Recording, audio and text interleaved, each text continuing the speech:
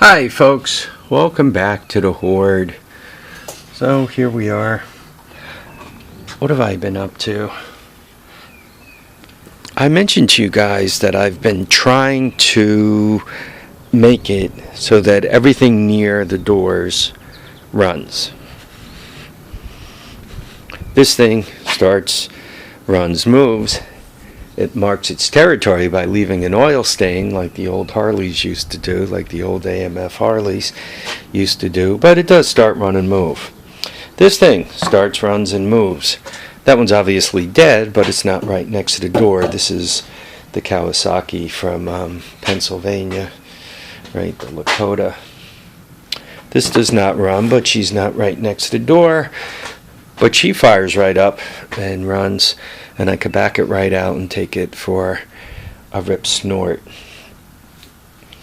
Both these guys run, right? The Suzuki and the Honda here. They both run.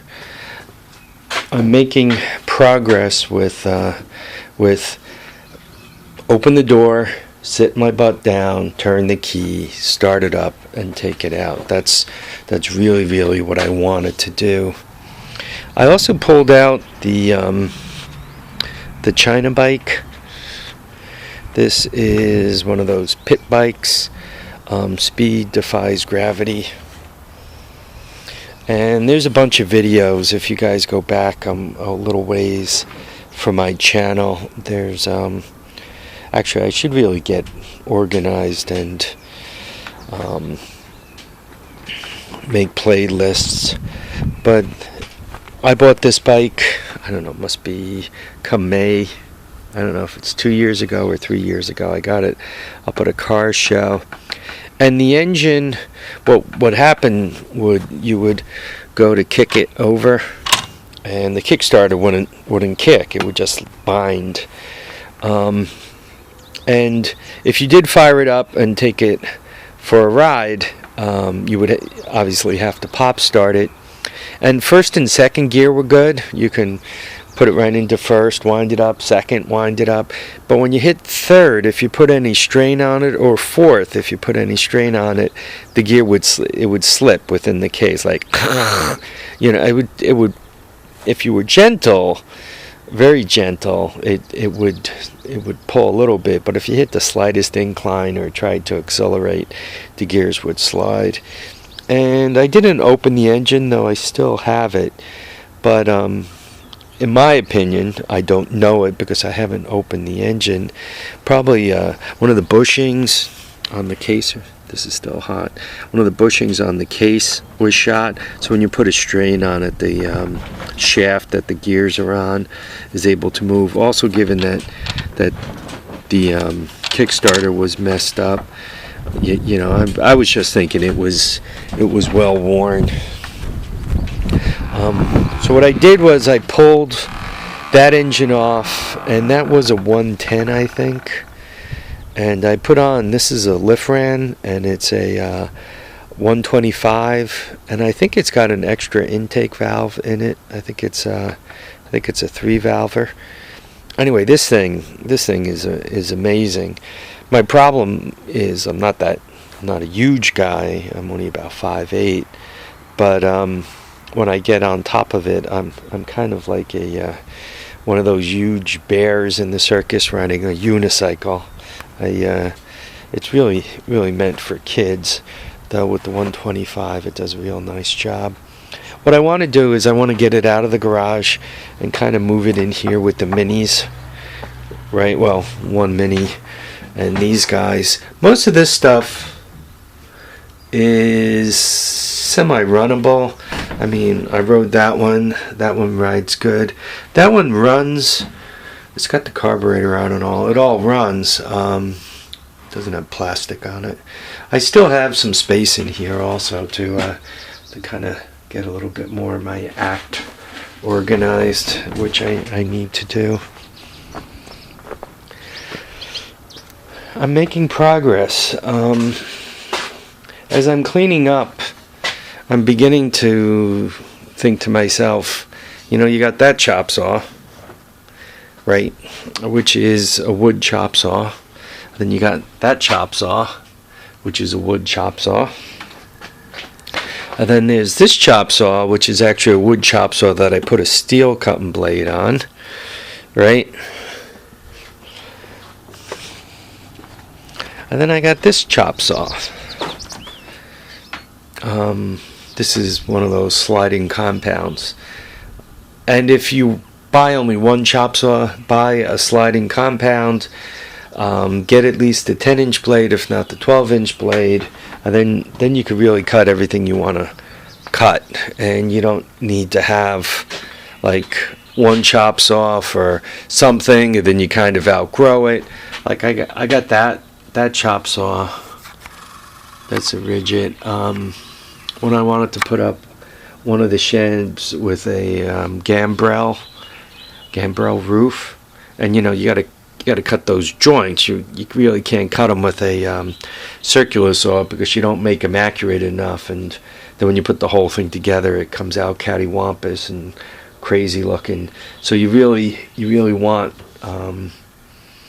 to set up your angles. As a matter of fact, what's handy if you're putting up one of those sheds is to have two chop saws, because you have a pair of angles to cut, and if you actually have a pair of chop saws so that you don't have to keep changing the angle, it makes it even better. You get better cuts, and each piece of the roof, the angles are cut exactly the same, where if you cut this angle, then you got to cut that angle, right? And you got to change the saw. Things move even that slightest little bit. It's hard to dial them in exactly. Where if you're cutting them on two different saws that you're not changing the angle all the time, you'll get this angle and that angle perfect. Then once again, then you do the lower piece and you could get those angles perfect. So obviously my mind is wandering.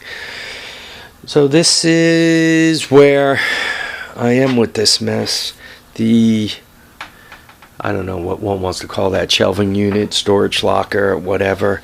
That's helpful. I've discovered that with boxes that size, and there used to be 6 gallons of water in each one of those boxes, 48 pounds.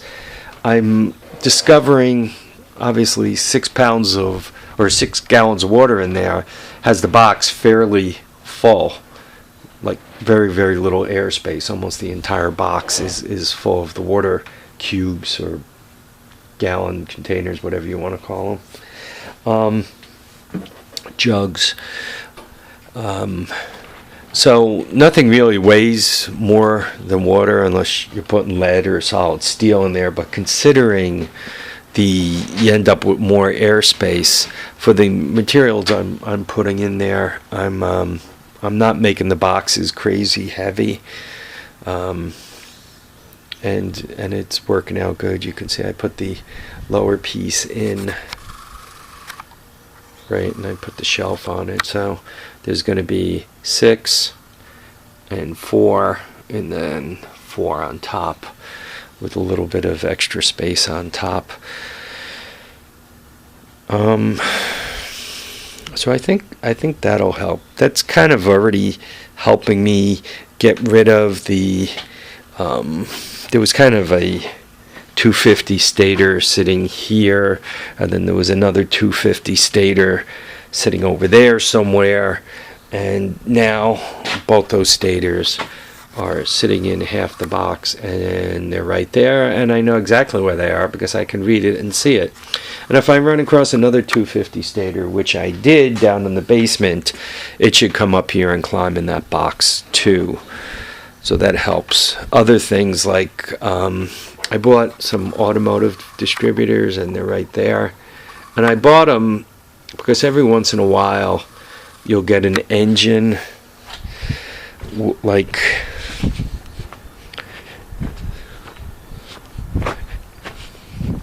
this guy. This is a Tecumseh, right? Big old cast iron Tecumseh, which from a running point of view will run forever and ever and ever, and then you'll die and somebody else will end up with it on a run forever and ever and ever, unless the ignition system acts up. And the ignition system acted up on that, and you really can't get parts, or you can't get parts easily. And if you do get parts, the reason why the ignition system acted up is because the ignition system isn't very good. But if one puts a little chain drive off the crank and you turn one of the automotive distributors with it, and use the spark off of that, or an electronic ignition off of that, you literally have a forever ignition system now, right? Because you can get the parts that go to most cars forever and ever and ever, especially if you pick a Chevy.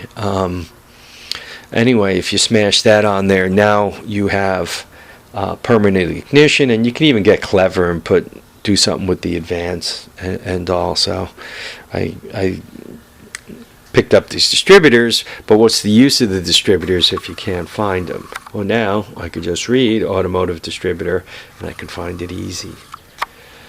Some other stuff, I picked up those cabinet lights, and I needed some place for them to land until I finally lay out this entire mess and permanently mount them. Well, now they're in that box, they're safe and sound, and when it's time to mount them, I can take them out of that box and mount them. Probably one or both of them will go underneath here, and I can turn that box around backwards, and right on the other side of the box, whatever I put into it. I set up the shelving such that I could capture the space behind that. So, how many things have I talked about on this video? I talked about making space in this garage. I talked about the pit bike, and I talked about this. So, sorry this video is all over the place, but I'm kind of all over the place today. I've been doing everything from riding these things and that thing, right, the 350, to I've just been all over. So that's probably why I'm so scattered. Anyway, folks, let's make this a short one. I want to thank you all for watching and commenting and subscribing. Remember to keep your feet down, keep your head up, and please get out there and enjoy all your days. You don't want any fun to escape you. You want to have as much as possible. Bye now.